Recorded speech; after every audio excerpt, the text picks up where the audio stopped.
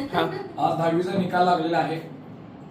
सुमित केदारची जी दागदूब होती पास होतं की नाही अतिशय टेन्शन मध्ये वर्ष गेलेलं आहे. ह्याचं नाही, ह्याच्या मम्मीचं वर्षभर टेन्शन मध्ये गेलेलं आहे. तर आज रिझल्ट लागलेला आहे आणि सुमित पास झालेला आहे. याबद्दल त्यांच्या मम्मीचा आपण 1-2 मिनिट म्हणून ऐकूया. Yes please madam.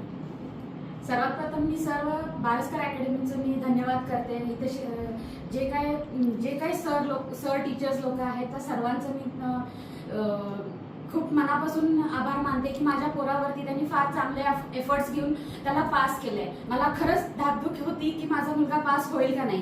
ज्या शाळेत होता त्या शाळेतून तो मला गॅरंटी नव्हती तो पास होईल याची. कारण आपण बारस्कर अकॅडमीमध्ये ज्या वेळेला मी घातलं त्यावेळेला पहिल्या दिवशी मी सरांना तेच विचारलं होतं, सर माझ्या मुलाची प्रगती होईल का.